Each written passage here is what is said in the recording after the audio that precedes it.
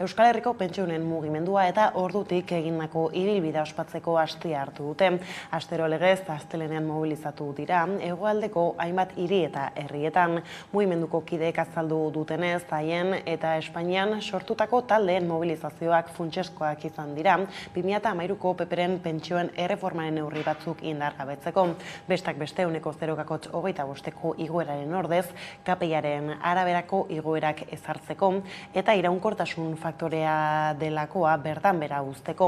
Horiek ala aurten 0,8ko igoera izan dutela gogoratu dute. Pentsioekin zuzenean loturiko ez gain gogorarazi dute beste arlo ugaritan ere aritu direla beste gizarte eragile batzuekin elkarlanean eta pentsioen mugimendua borroka horietan erreferente bat bilakatu dela. Bestak beste gogoratu dute osasun publikoaren eta mendekotasuna hartatzeko zerbitzu publikoen aldeko mobilizazioetan parte hartu dutela. Euskal Herriko 200 udaletan baino gehiagotan banku zerbitzuetan aurrez aurreko arreta bermatzeko mozioak onartzea lortu dutela eta lan baldintzak hobetzeko hainbat mobilizaziorekin bat egin dutela. Arratsaldeon guztioi, bestak beste gutxieneko pentsioa 1.080 eurokoa izatea izan da mugimenduaren beste aldarrikapenetako bat eta horri eusten diote Hego Euskal Herria mobilizazioekin jarraituko dutela, nabarmendu dute, beraz urte muga ala, Ana Mezo pentsioen mugimenduko kideak aurrera begirako erronkez aritu da gurean. Ez da oraindik praktikan ez dugu lortu mundu guztiek pentsio minimo hori izatea, baina bai frogatu dugu horraino heltzeko moduak badaudela. Hor badaude diru osagarri batzuk eta Iruñeko gobernuak eta Gasteizko gobernuak diruak baditu. Kontu da, diruak non inbertitu nahi diran, eta horretarako badago modua teknikoki normatibaren bat edo beste martxan jarrita osagarritzeko pentsioak. Lan gatazkei erreparatuta berriz, beste fase batean sartzeko zorian da Bizkaiko metalgintzako lan hitzarmenaren negoziazioa. Jaurlaritzak lehenengo bilerara deitu ditu sindikatuak eta patronala gaurko arratsaldeko 3etan. Gehiengo sindikalak eskatu zuen bitartekaritzan, beraz behionez ikusi dute Comisiones Obreras, LAB eta UGT sindikatuek Jaurlaritzaren proposamena. Ela ere bertan izango da, baina uste du oraindik ere bilerak negoziazio mahai ofizialan egin behar direla, alegia lan harremanen kontxikoaren babesean. Ikusiko dugu, hemendik aurrera kapazak gare patronalak egin duen korapioa desegiteko. Hemen jarrera aldaketa esaten parte hartuko duela mediazio horretan gero ikusiko dugu zein den emaitza, baina zentzu horretan behintzat pausu hori positibo bezala baloratzen dugu.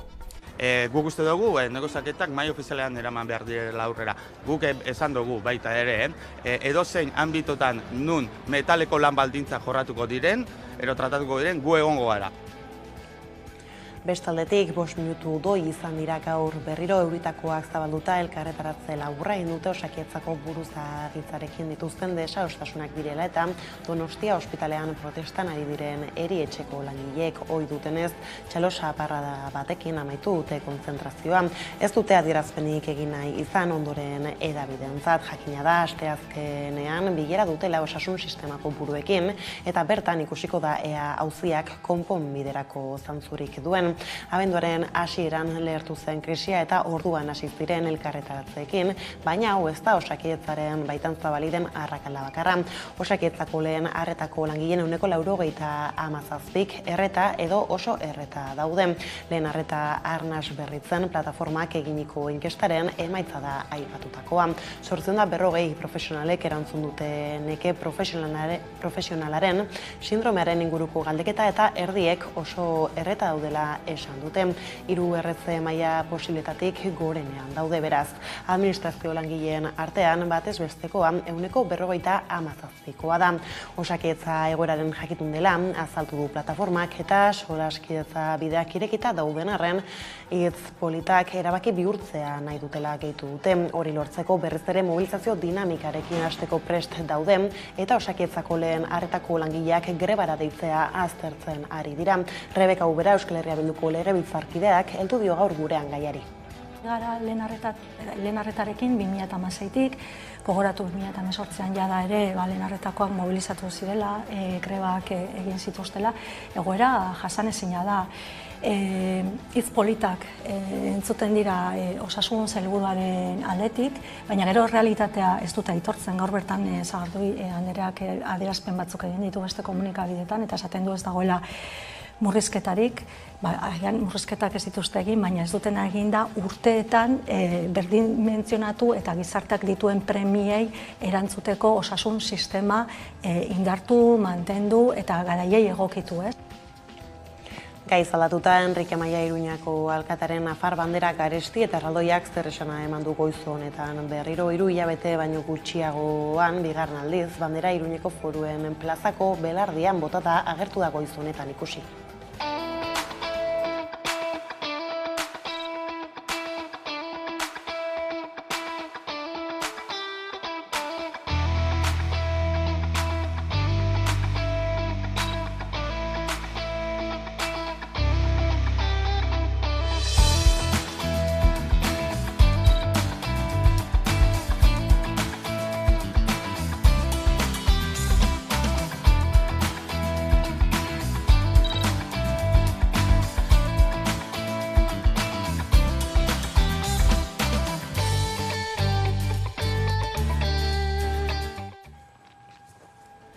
Zorioneko izan nahi dute euskaraz bizi, aparteko ahaleginik egin behar izan gabe, konturatu gabe kasik, erosketak egitean, hedabideak kontsumitzean, lagun artean edo administrazioaren aurrean, kezkarik beldurrik naiz lotxarik gabe egin nahi dute euskaraz.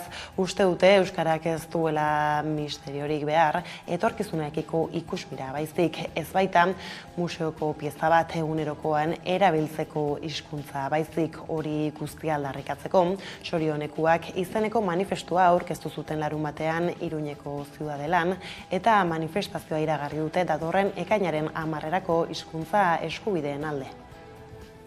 Euskara historia luzea duen hizkuntza da, baina batez ere etorkizun oparoa edukiko duena. Erabil dezagon zorioneko bihurtu gaituen 2000 urteko eskua etorkizunari ongi etorria emateko. Ardura politikoak exigitzeko garaia da. Ez bazterketa betikotzeko garaia. Ez dugu bigarren mailako herritar izan nahi. Eskubide guztiak herritar orori bermatuak izan daitezen nahi dugu. Eta Nafarroan garela atzoko egunarekin zama doinuz arindu elkartasun jaialdiaren 8. edizioa ospatu da Etxarri Aranazko Kultur Etxean. Zuzeneko musikaren bidez euskal presoei aplikatzen zaien salbuespenezko legedia salatu eta ematen diren hainbat eskubide urraketen zama arintza izan da jaialdiaren helburua. Eta Mikel Mundinano jaialdiko antolakuntzako kideak kontatu digu gaur nola igaro zen atzoko belada. 8. urtez berriz ere lortu dugula zama arintzea, eta urtengo kartelak ere bain ikuste dut hori iragarri zezakela, ez? Urrenez urren igo ziren eszenatokira Kalakan, Lorelei, Nogen, Olaia Inziarte, Kerobia, Inigo, Tatxeas eta Jon Maia, eta nola baitere, euskal preso izali eta deportatuen eskubideen aldeko elkartasun holtzara, haien doinuekin zama arintzera igo zirenak, ez?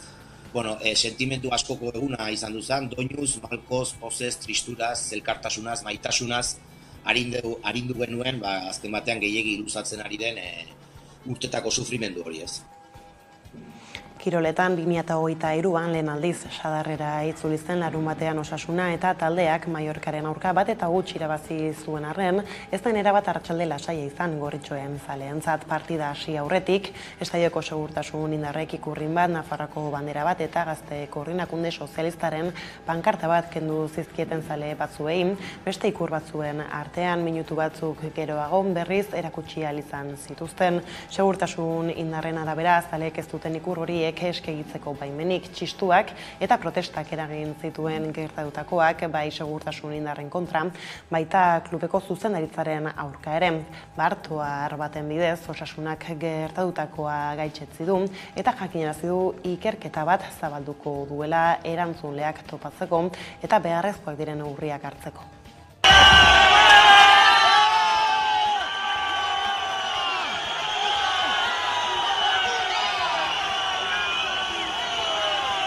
Frantziako Turrak Bilbotik aterako da, uztailaren lehenean eta 3 bukaera izango ditugu Euskal Herrian, bata Bilbon, bestea Donostian eta uztailaren 3koa Baionan 2 egun beranduago Siberoko bideak zeharkatuko dituzte txirrindulariek.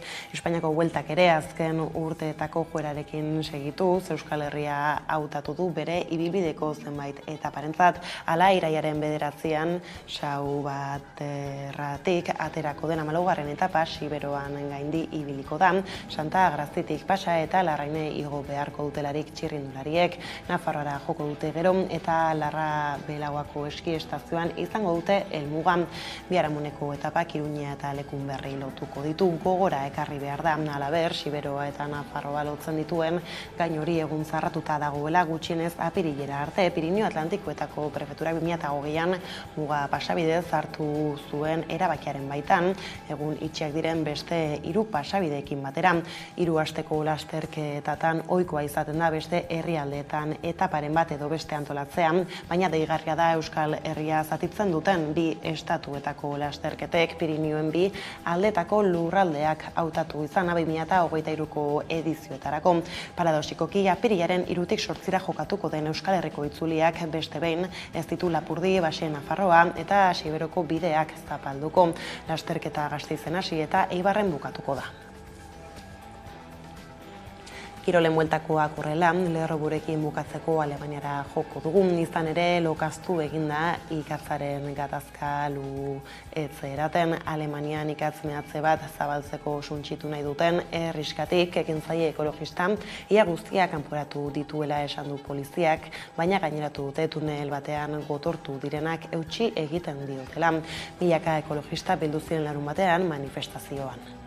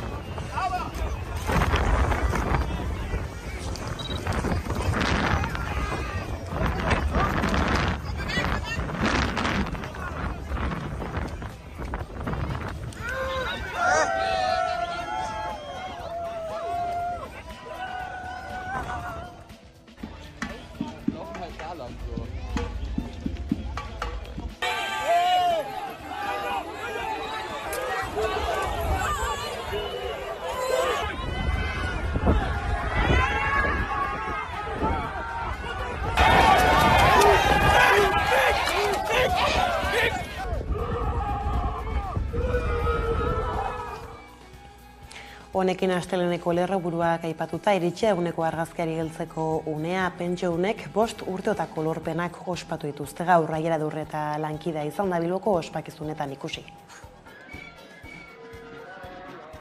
5 urte bete ditu Euskal Herriko pentsioen mugimenduak. 5 urte hainbat mugimenduetan ibilitakoek mezu anonimo bat jaso zutenetik Bilboko udaletxearen atarian biltzeko.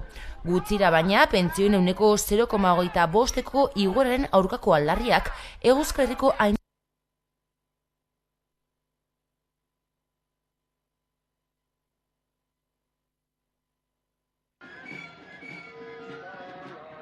Bost urte bete ditu Euskal Herriko pentsioen mugimenduak. 5 urte hainbat mugimenduetan ibilitakoek mezu anonimo bat jaso zutenetik Bilboko udaletxearen atarian biltzeko. Gutxira baina pentsioen 0,25ko igoeraren aurkako aldarriak Euskal Herriko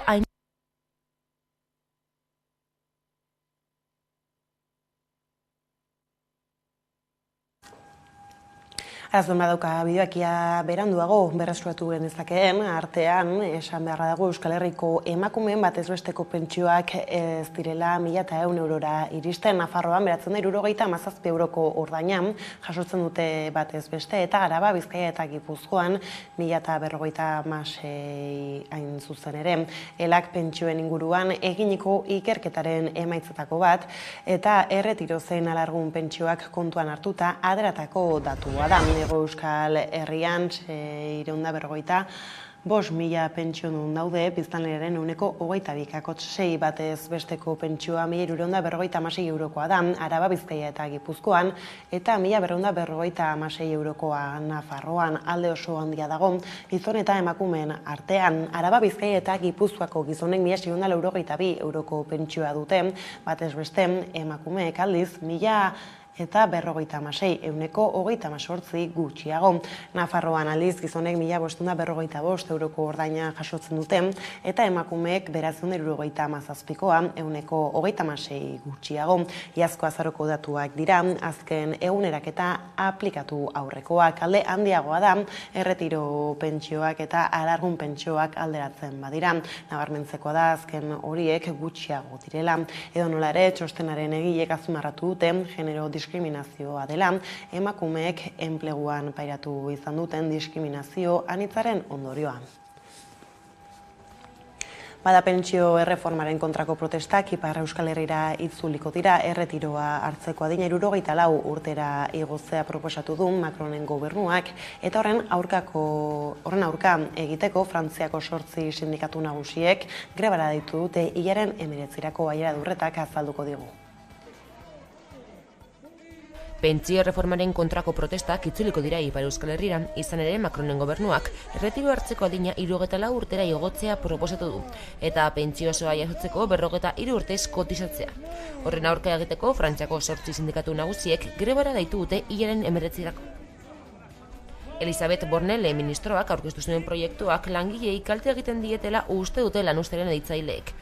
Nous l'avons dit, nous voulons préserver notre système de retraite par répartition. C'est-à-dire un système où ceux qui travaillent financent les pensions des retraités. C'est pour le préserver que des majorités de droite comme de gauche ont mené des réformes ces dernières années. Et c'est pour le préserver que nous devons le faire évoluer. Hala, jakitera mandute mobilizazio iraunkorrak egingo dituztela. Protestak lurralde osoan egingo direla iragarri dute Frantziako sindikatutako ordezkariek. Horrela pentsatzekoa da Ipar Euskal Herrian ere egingo direla eta han izango dela lab. Sindikatuek ez ezik alderdiek ere mobilizazioak aurreikusita dituzte Parisko gobernuaren pentsio erreformen aurkako posizioa erakusteko. Bien bitartean eskuina gustura saldu da uste baitu Frantziako gobernuak haien eskaerak erantzun dituela. Beste alderdiak aurka daudenez haien botoa beharrezkoa da erreformak aurrera egin dezan. Adineko ez aritu garela, aipatu behar da Euskal Autonomia Erkidegoa gazte gutxien dituen Europako eskualdeen artean dagoela. 2010ean Araban, Bizkaian eta Gipuzkoan 100 pertsonetatik 79 ziren gazteak, eta orain aldiz 60. Nerea García lankideak Arabako kasua aztertu du. 15 eta 29 urte bitarteko herritarren kopuru handiena 2010ean zenbatu zen Araban. Urte horretan 50.000 gazte baino gehiago ziren. Euskadin biztanleriaren 14% gazteria da. Hala ere, Euskadiren hazkundearen datuak ez dira txarrak, eta 1975 urtetik handitzen joan da biztanleria. Gazteei dagokienez, 2015 urtera arte kopuruak behera egin zuen. Baina gazteen behatokiak egin duen 2022ko balorazioan iragarri duenez, geldoki gora egiten ari da. Datuen artean gehien larritzen duen datua Arabako gazte indizea da. Izan ere, azken hamarkadan 6.000 gazte baino gehiago galdu ditu. Gaur egun 15 eta 29 urte bitarteko biztanleriaren erdia Bizkaian bizi da. 114,5 Gipuzkoan eta Araban berriz 114,7. Hau da, 54.000 herritar. Euskadi Europako gazte gutxien dituen eskualdeen artean dago. 2010ean Euskadin 100 pertsonetatik 69 gazteak ziren, orain 60. Egoera honen eragile bat da umeak izaten duten batez besteko adina. Gaur egun lehenengo umea izateko batez besteko adina 32 urte da. Bizkaiko metalgintzako lan gatazka urtebete baino gehiago lutzatu da eta denbora horretan 11 egun eta 20 negoziazio bilera izan dituzte sindikatuek eta patronalak 52.000 beharginen lan hitzarmena dago jokoan eta gaur fase berri baten sartzen da negoziazioa Jaurlaritzako Lansaiaren bitartekaritzarekin. Arantxa Tapia Eusko Jaurlaritzako ekonomiaren garapeneko sailburuak Euskadi Irratian goizan adierazi duenez espero du bitartekaritzak fruituak ematea. Bai, eta beste kasu batzuetan ere esperientzia hortikan joan da, eta espero dut bitartekaritza horrek emango dituela fruituak eta lortuko dela halako hitzarmen kolektibo bat metalean ere. Bueno, nik uste dut une honetan Jaurlaritzaren parte hartzea hain zuzen ere gatazka honetan dela bitartekaritza, beraz, ez zaigu tokatzen alde bateko alde egitea edo besteen alde egitea, baizik eta bitartekaritza hori. Eta konfiantza osoa daukat ondo egingo dela eta lortuko dela emaitza egoki. Bizkaiko metalgintzaren gatazkan, Eusko Jaurlaritzako Lan eta Enplegu Sailari bitartekaritza eskatu zioten, Comisiones Obreras, LAB eta UGT sindikatuek.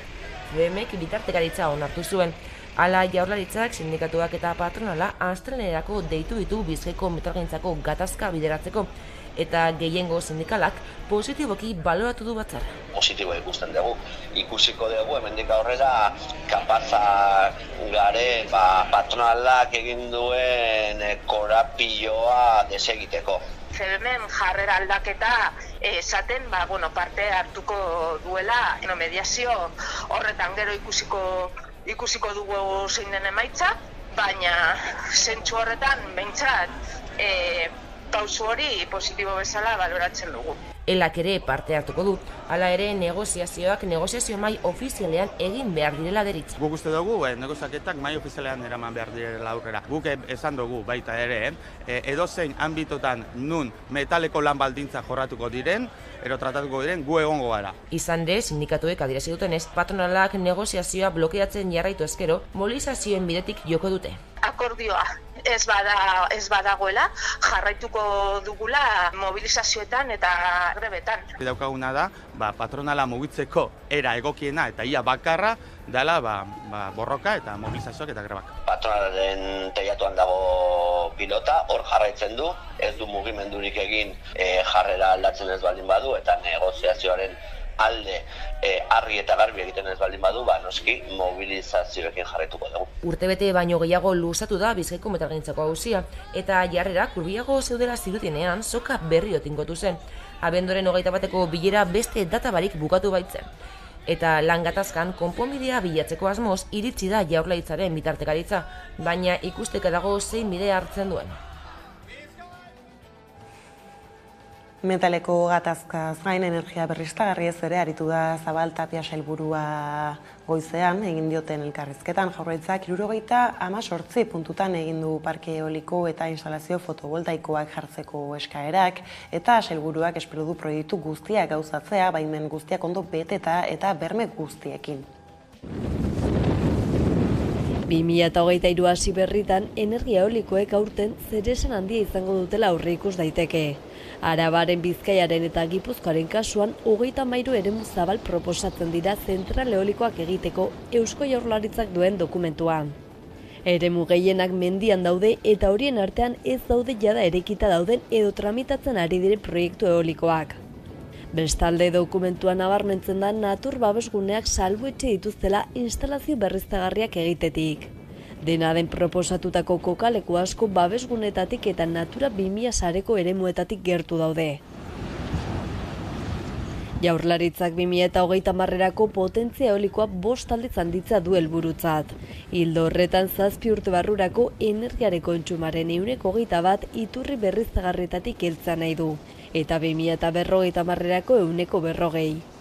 Arabari dagokionez 3 parke eoliko daude gaur egun, eta lurralde plangintzak beste 13 kokaleku aurre ikusten ditu. Arabako Errioxa nagusitzen da hor, 12.110 hektarea instalazio eolikoak ezartzeko egokitze jo baitituzte plan berrian. Gogoratu behar da horrez gain, Labrazan eta Zazetan 2 parke eoliko egiteko ingurumen baimena eman duela Arabako Diputazioak. Gipuzkoari dagokionez herrialde osoan daude banatuta eoliko jartzeko kokalekuak, asko mendizalek maiten dituzten txokoetan.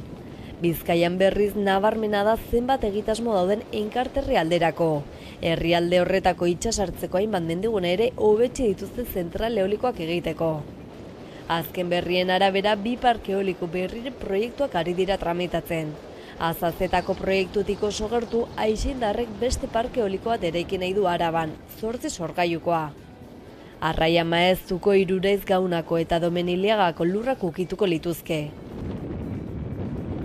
Bestalde Euskal Haizi enpresa jakinarazi du Bizkaiko Gordexola eta Zaia inguruan parke eoliko bat jarri nahi duela, 6 zutabekoa.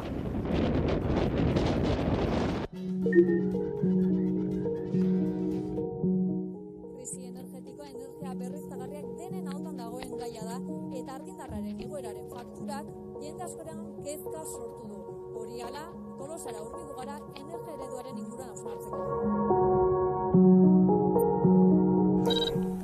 Soinu arazoak medio aurrera jarraituko dugu.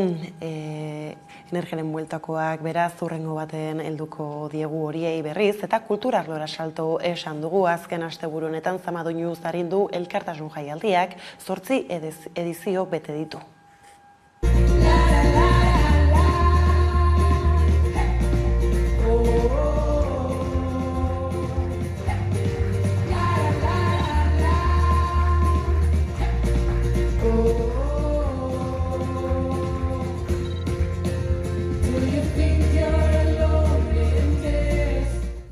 Sentimendu askoko eguna izan duzan, doinuz, malkoz, pozez, tristuraz, elkartasunaz, maitasunaz, arindu genuen, azken batean gehiegi luzatzen ari den urtetako sufrimendu hori ez.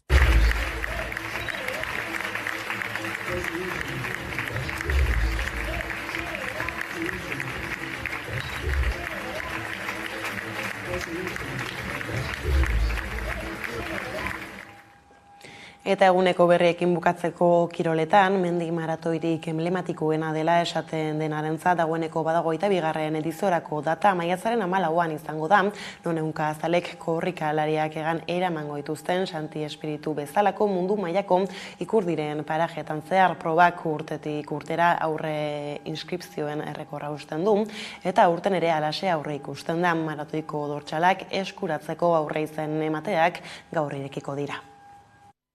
Oien daukagu aizkorri eta behan daukagu zegama, hemen gabiltza bertakuak aldamudun nimbi eta danba, da kanpokoari santa sekula ez dio eiten demanda.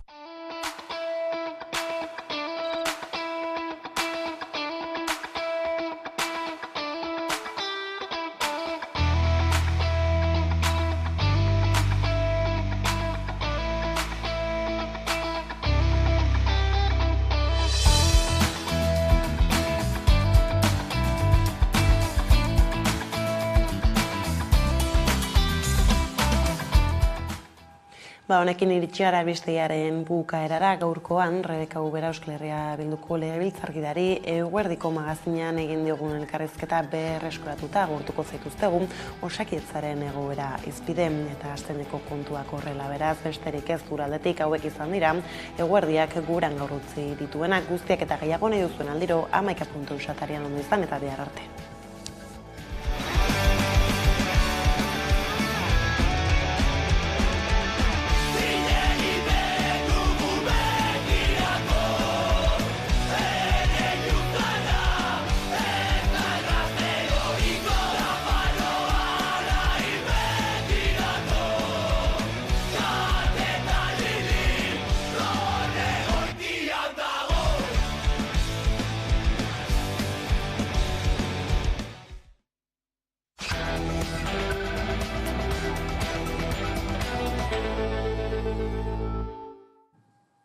Egunero legez, eguneko elkarrizketari atea irekiko diogu, eta horretarako gaurkoan gurekin daukagu Rebeka Ubera, Euskal Herria Bilduren legebiltzarkidea, kaixo eguerdi on ongi etorri. Zer moduz, hotza ez da, heldu da, azkenean. Ordua zan, jagoa iristeko, eta iritsi da. Pizkatxo bat irauten duen. Ez egu gustatzen, baina beharrezkoa da, jagoa izatea. Bero gailua pizteko arazoak izango dira batzuen artean behintzat, eta energiaren alorrean berriztagarrien kontura ere, gaur entzun dugu Arantxa Tapia, Eusko Jaurlaritzaren ingurumen sailburua defendatuz, proiektu publiko pribatuak. Hain zuzen, berak zioen helburua dela biztanleentzat eta baita ere enpresentzat onura bilatzea. Zer deritzozu? Onura herritarrentzat bilatu behar da, eta ez enpresentzat edo eta ez administrazio publikoarentzat. Eta zentzu horretan asko dago egiteko, ikusi dugu, ez? Beraiek bai Madrilen, bai Kongresuan eta bai Senatuan ze eredu defendatu duten. Eta, bueno, Euskal Herria Bildu lanean ari da, bai legebiltzarrean, beste eredu bat bultzatu nahian, baita herrietan ere komunitateak sortuz, eta hor bilatu behar duguna da, herritarrak pobrezia energetikoan ez erortzea, pobrezia energetikotik ateratzea, izugarrizko interdependentzia daukagu kanpotik etortzen zaigulako, energia sortzeko eta behar ditugun lehengaiak, eta zentzu horretan lan handia daukagu egiteko Euskal Herrian, eta Euskal Herri burujabe bat, eta ez, estatu izateko helburu horretan, nahiz eta jakin beti inoiz ez garela izango uneko unean independenteak, bai energetikoki edo beste alor batzuetan, baina bai bultzatu eta sustatu behar ditugu beste energia eredu bat, ingurumenarekiko jasangarriagoa, gure inguruak ere kontutan eta aintzat hartuko dituena, eta gero herritarrak, nolabait, herritarrak dituzten premiei erantzungo diena. Eta gero zentzu horretan epe motzera ere, hainbat lanketa egin izan ditugu, momentu honetan egoera zaurgarrian dauden herritarrei erantzun bat emateko, ez? Sailburuak egozten zion, Euskal Herria Bilduri, esaterako Iberdrolaren aurkako, multinazionalen aurkako jarrera hori izatea, baina era berean, Statkraft enpresa norvegiarra ere multinazionala zela azpimarratzen zuen sailburuak, ezberdintasunik aldago? Guk horre ezberdintasun bat ikusi dugu, ez? Batzuek beraien irabazietan jartzen dute indarra, fokoa eta lehentasuna, eta beste batzuek ate bat irekitzen dute komunitateari onura horiek bueltatzeko, komunitatearekin lan egiteko, eta zentzu horretan guretzat hori bada jauzi bat. Eta iruditzen zaigu, ateak ireki behar zaizkiola, herrian, tokian tokiko, eta hor nolabait ondo aztertu behar dela. Horrek ez du esan nahi eguneko unean beste enpresa horrekin ados egongo garenik, baina bai pentsatzen dugu proiektuak aukeratzerako orduan eta proiektuak esartzerako orduan, herritarrekin adostu behar direla, ze tokitan jarriko diren, nola jarriko diren, eta bar, eta zalantzarik gabe guretzat onura sozial hori da lehentasuna eta fokoa jarri beharrekoa. Osakidetzari buruz, lehen arretako langileak berriz ere grebara deitzea aztertzen ari dira, barne inkesta bat egin dute baita ere, eta datuak nahiko esanguratsuak dira, 4 langiletatik 3 erreta daudela argitara eman du barne inkesta horrek, zeri egozten diozu gertatzen ari den? Utzikeria. Begira, ari gara lehen arretarekin 2016-tik, gogoratu 2018an jada ere lehen arretakoak mobilizatu zirela, grebak egin zituztela, egoera jasanezina da. Hitz politak entzuten dira osasun sailburuaren aldetik, baina gero realitatea ez dute aitortzen, gaur bertan Sagardui andereak adierazpen batzuk egin ditu beste komunikabideetan, eta esaten du ez dagoela murrizketarik, murrizketak ez dituzte egin, baina ez dutena egin da urteetan berdin mentzionatu eta gizarteak dituen premiei erantzuteko osasun sistema indartu, mantendu eta garaiei egokitu, ez? Eta ikusten ari gara, azkenean, lehen arreta, bigarren edo hirugarren azkenengo plano batetan geratu da, beti fokoa ospitaletan jarri dute, eta horrek ekartzen duena da, azkenean, herritarrek, sarbidea Osakidetzara lehen arreta da, sarbidea gero eta zailagoa da, konsultak lortzea gero eta zailtasun handiagoa eta denbora gehiago itxaron behar da, eta gero hori kate bat da, lehen arreta gaizki baldin badago, gero gainera etenik gabeko arreta guneak ere erdi itxita, ordutegiak murriztuta, ospitaletara, jendea ospitaletara, eta gero larrialdiak ditugu gainkargarekin, kolapsatuak, eta horrek guztiak ekartzen duena da azkenean, kronikoei jarraipena egitea gero eta kaiskarragoa da jarraipena, konsultak ere atzeratzen dira, diagnostikoak atzeratzen dira, orduan biztanleriaren osasuna okertzen da. Eta gero ja, ospitaletara iristen direnean herritarrak, egoerak okerragoak dira, eta gero hortik ere, orain askotan medioetan ikusi dugu, heriotza tasak igo egin direla, eta askotan ez, pandemiari osten zaio, baina hemen pandemiatik haratago, benetako pandemia duguna da Osakidetzaren egoera. Eta behar duguna da lehen arreta indartsu bat. Zer gertatzen da? Lehen arretan ez dago negozioa. Lehen arreta dira politika merkeak, baina eraginkorrenak. Eta negozioa dago ospitaletan.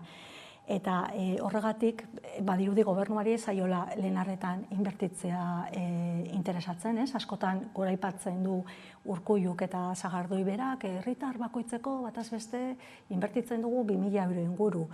Hori inbertitzen baldin badute, baina gero herritarrak behar duenean ez baldin badauka sarbidea, konsulta, oso kudeatzaile txarrak dira, edo beste helburu batekin ari dira inbertsioaren kudeaketa hori egiten, ez?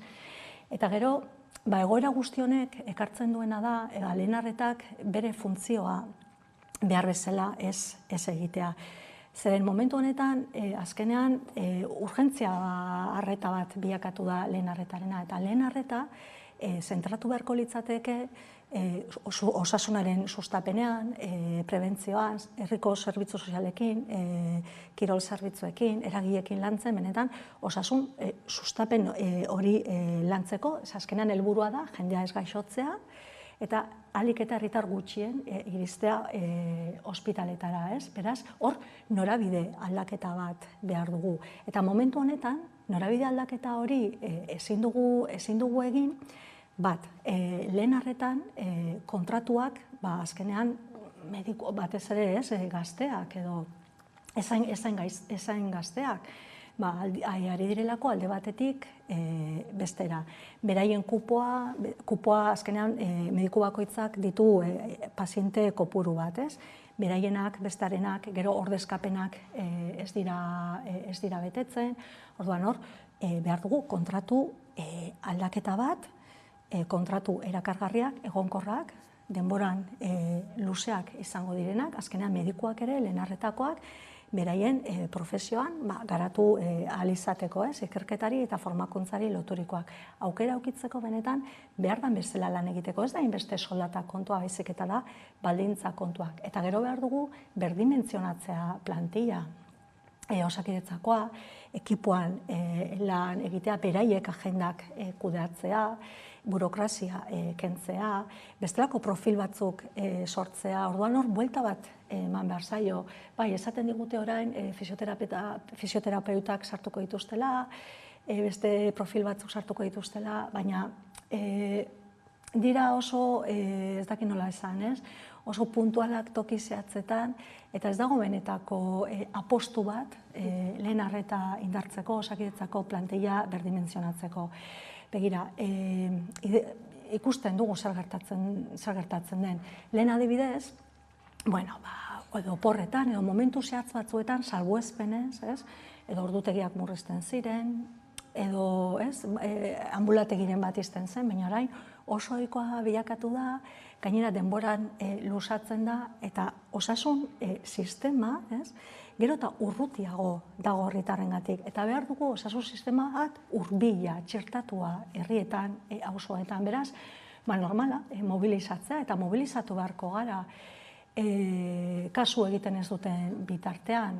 Eta orain segurazki berriro maigainan propaganda eta publizitate hitz politekin etorreko dira, bai, azterketa bat egingo dugu, bilduko gara, baina gero hor geratzen da.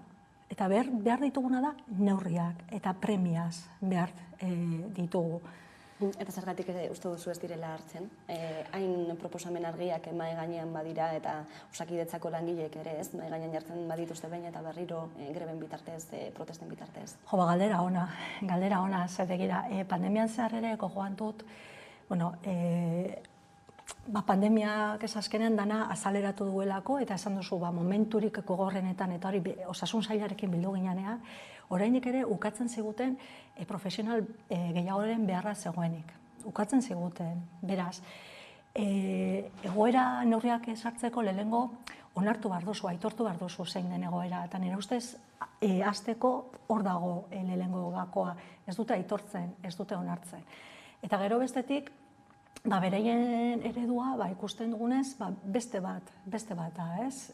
Publiko-pribatua, eta noski, publikoa ez baduzu indartzen, zalantzarik gabe pribatua ari zara indartzen. Eta momentu honetan ere ikusten ari gara, inoiz baino gehiago, beraien eredua gehiago da lehen arreta baino, zentralizazioa eta ospitale handien eredua. Eta ospitale eta zentralizazioaren ereduak zekartzen du, azkenean gero masifikatzea, pilaketak, itxaronaldiak lusatzeak, eta hortik deribazioak, privatizazioak, eta abar. Azalpen bakarra bilatzen dioguna hori da, baina egia esan, beraiei galdetu beharko zaie, zergaitik ez. Medikuen esklusibotasunaren eskaria ere dago mahai gainean, azken asteotan. Hori izan daiteke irtenbidetako baten zuzen ere arlo pribatuko lanarekin bideragarria ez izatea? Irten da mahai gainean dagoen gai bat, aspalditik datorrena, 2016an EH Bilduk ere legebiltzarrera eraman zuen kontu bat da, eta orain ere itxarote zerrenden proposamen bat egin genuen Gabonetan, eta bertan plantatzen genuena zen atzaldeko txanda arruntak ezartzea, orain ere publikoan ere atzaldeko hainbat kasuetan edo zirurgietan edo badira hainbat kasuetan autokontzertazioak egiten direla edo eta zerbitzu buru batzuk beraien itxarote zerrendak dituztenean edo eta beraien pasienteak beraien kontsulta pribatura bideratzen dituztenak. Gure ustez, ez da neurri horrek ez du irtenbidea emango, ze gaia konplexua da eta gai asko daude, baina kontutan hartzekoa, aztertzekoa eta mahai gainean jartzekoa. Baina hemen zalantzarik gabe neurri askoren batuketa da, konplexutasuna da, eta neurri horiek bideratzen hasteko lehenik eta behin zalantzarik gabe gobernantza eredua aldatu behar da, gauzak egiteko modua aldatu behar da, eta zergatik dio, urteak daramazkigulako goitik berako gobernantza eredu batetan, daukagu Osakidetzako mahai sektoriala, hor suposatzen da, neurri guzti horiek adostu behar direla, baina ez dago negoziaziorik, informazio mahai bat bilakatu da, esietako zuzendaritzekin ere, suposatzen denean, beraiek jarritako jendea dela, ez dago gobernantza partekaturik, erabakiak goiti bera unilateralki etortzen dira, edo zerbitzu buruak, ez? Beraiekin ere ez dago inolako adostasuna. Beraz, hasteko gobernantza eredua aldatu behar da. Eta gero, neurriak esartzerakoan, maila desberdinetako neurri askoren batuketa izan beharko da, plantillaren behin-behinekotasunari serioski heldu beharko zaio, Osakidetzako plantilla berdimentzionatu beharko da, belaunaldi aldaketari heldu beharko zaio, kontratazio eredua aldatu behar da, lehen arretan, lehen aipatu ditugun hainbat elementu kontutan hartu beharko dira, ospitaletan ere oso espezializazio handiko gaixotasunekin, patologiekin ere ikusi beharko da, gure herri mailako estrategia zein izan behar da, non kokatzen ditugun, orduan gauza askoren batuketa da. Gaiz aldatuko dugu eta azken egunotako gaia ere izan delako, de Miguel auzia, nola baloratzen duzu Aiotaren erantzuna, izan ere orain arte ez, ordezkari desberdinek hitz egin dutelako gaiaren inguruan, azken abingen zupiria izan dela, nola baloratzen duzu emandako erantzun hori, neurrezkoa izan da? Niretzako ez da behar besteko erantzunik, ez dute behar besteko erantzunik eman. Nik esango nuke arropuskeriaz jokatzen jarraitu dutela, entzungor. Ez dute ikusi nahi. eta zeren hainbat adierazpen egin dituzten hainbat deklarazio ez direlako ulertzen, esaterako Bingen superiarena, orduan badirudi ez dakit oraindik ezin izan duten digeritu edo zer, eta ez dator bat, orain dela gutxi egin dute horra azterketa bat beraien alderdi mailakoa eta ez, nola baitor azterketa horretan esaten zen, gehiago entzun behar dutela, eta hori guztia, baina badirudi ez dutela errekonozitu nahi. Guretzat sententzia mugarri importantea izan da, urte asko pasatu direlako salaketa jarri zenetik, eta batez ere salaketa mahai gainean jarri zuenaren abokatuaren paperean jarrita, iruditzen zait oso urte gogorra pasa izango zituela, zeren badakigu horrelako salaketa bat mahai gainean jartzen duenean, herri honetako erregimenaren zutabea den eta alderdia denak nola jokatzen duen, beraz, zoriondu nahiko nuke salaketa hori eta salaketa jartzera ausartu den abokatu hori, zoriondu guzti hau aurrera ateratzeko lan egin dutenei, zeren gogoan dut, legebiltzarkidea izan zen Igor López de Munain, lehenengo legegintzaldean, EH Bildu egon zenean parlamentuan, hainbat ustelkeria kasu mahaigaineratzen ibili zen, lanean ibili zen, eta gero badakit lehenengo eskutik gainera zer gertatu zitzaion parlamentu lana utzi zuenean, eta hasi zenean esparru pribatuan lana bilatzen. Eta enpresetara joaten zenean, nola esaten zioten, ezin zutela kontratatu eta arrazoiak ere ematen zizkieten. Beraz, oso agerikoa da, eta batzu gainera larrutiko ordaindu dute, zer gertatzen den herri honetan, hainbat kasu salatzen direnean edo ustelkeriaren aurka borrokatzen denean. Beraz, eta ikusi da, orain arte ikusi dugu legebiltzarrean ustelkeriaren aurkako bulegoa sortzeko proposamena eraman izan dugunean, beti oso itxita egon izan dira, ez dute nahi izan mekanismoak jartzea horri aurre egiteko, horrelako kasurik ez emateko, eta gero ustelkeria salatzen duten herritarrak ere babesteko, eta hori onartezina da. Hori onartezina da.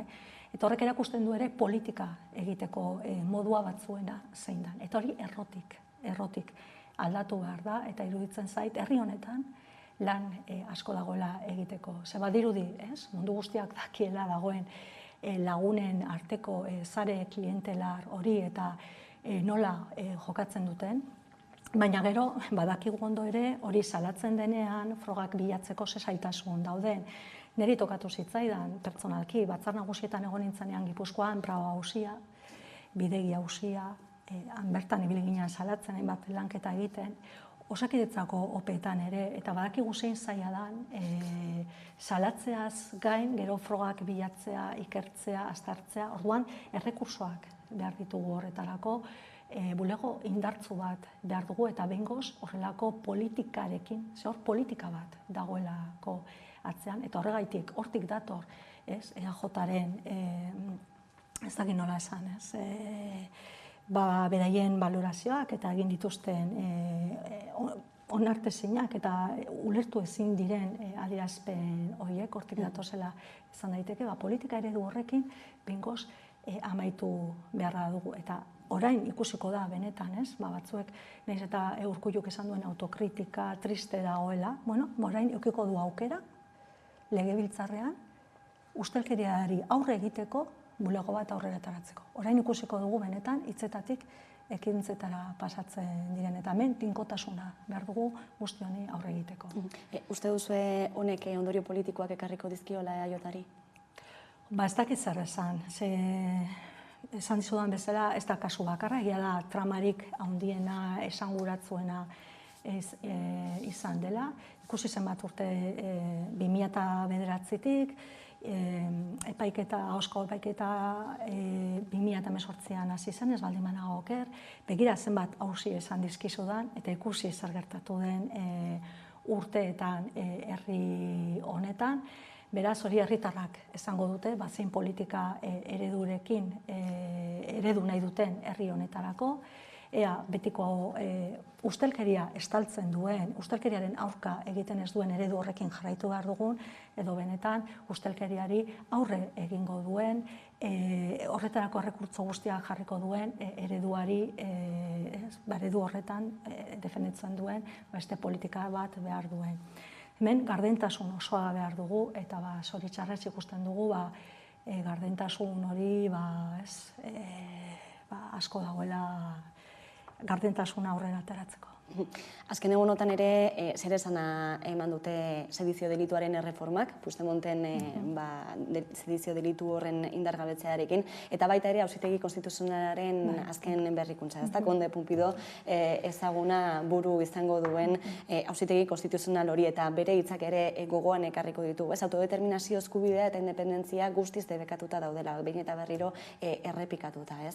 Nola ikusten duzu hemendik aurrerakoa? Bueno, adierazpen horiek argi erakusten dute zein dan botere judizialaren rola eta betetzera datorren papera, ez?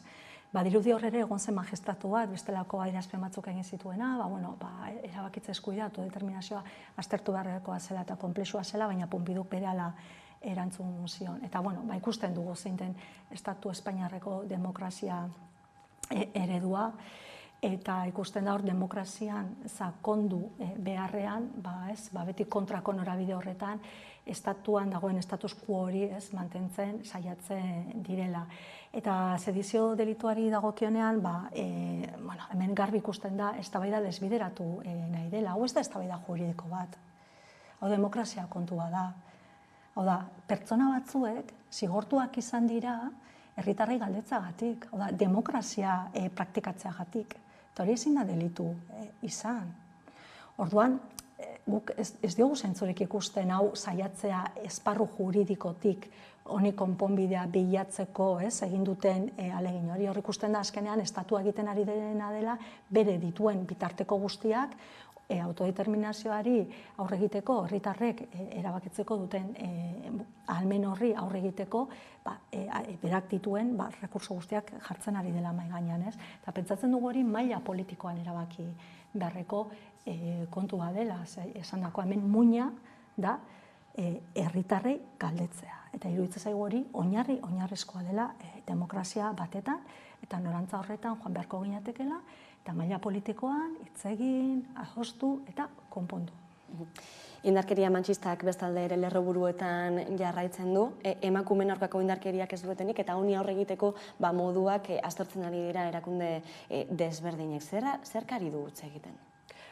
Gauza asko hemen, azkenean gaiak ez dira xinpleak, oso konplejoak dira, gero garbi dago ez, administraziotik, erakundetatik ere bultzatzen diren politiken eraginkortasuna ere, eraginkortasun horrek utz egiten duela, herritarrak, emakumeak ez daudela babestuak, eta horretarako dauden mekanismoak askotan ez beti berandu eta atzetik datozela, eta mekanismo horiek aurre hartzeko izan beharko liratekela, eta nolabait indarkeria pairatzen duten emakume horiek salaketa jartzeko lasaitasuna izatea, babes bat izatea, eta ez momentu honetan dagoen ziurgabetasun kontestu hori horretan bizitzea, ez?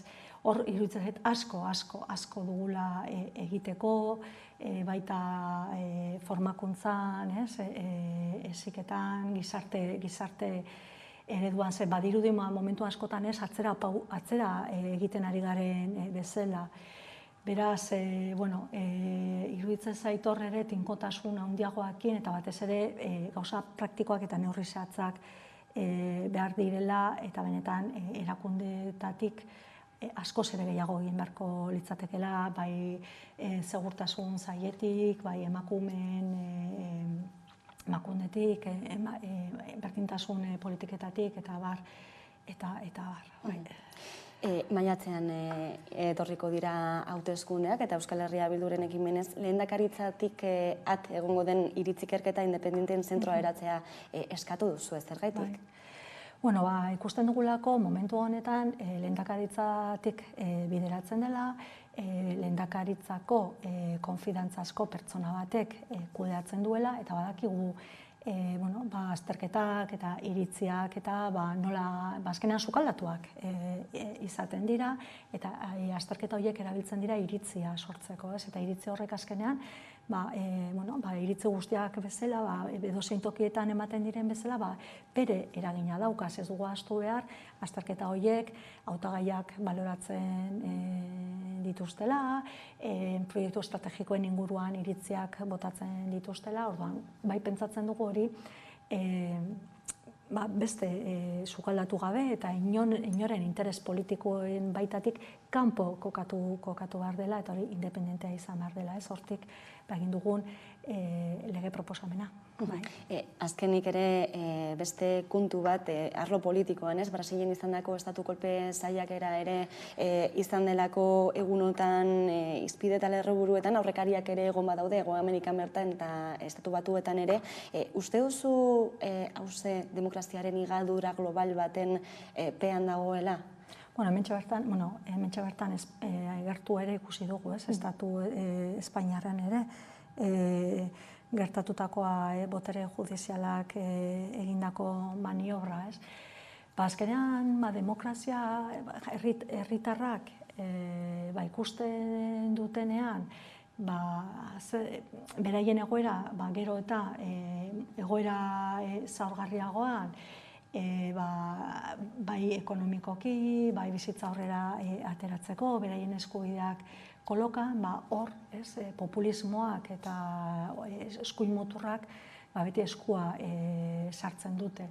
Horregaitik, importantzia handia eman behar diogu demokrazian sakontzeko mekanismoari eremu guztietan eta maila guztietan, ez maila gorenean bakarri, auzoetatik hasita, herrietatik hasita, herritarrak entzunez, herritarrekin lan eginez, eta hor, gauza asko daude egiteko, bestela gero eta arrisku gehiago daukagu demokrazia igatzeko, herritarrek politikarekiko atxikimendua hori galtzen joateko, demokrazia sostengatzen duten sistemarekiko, urruntze hori eta arrakala hori hor dago, beraz horri aurre egiteko beste norabide horretan indatu behar dugu, eta horre ere beharrezkoa izango da herritarrak ikusteko politikari guztiak ez direla berdina, azkenean funtzionario berdinak ez diren bezala, edo mediku guztiak berdinak ez diren bezala, hor benetan lan serioa egin behar da politikatik, erakundeetatik eta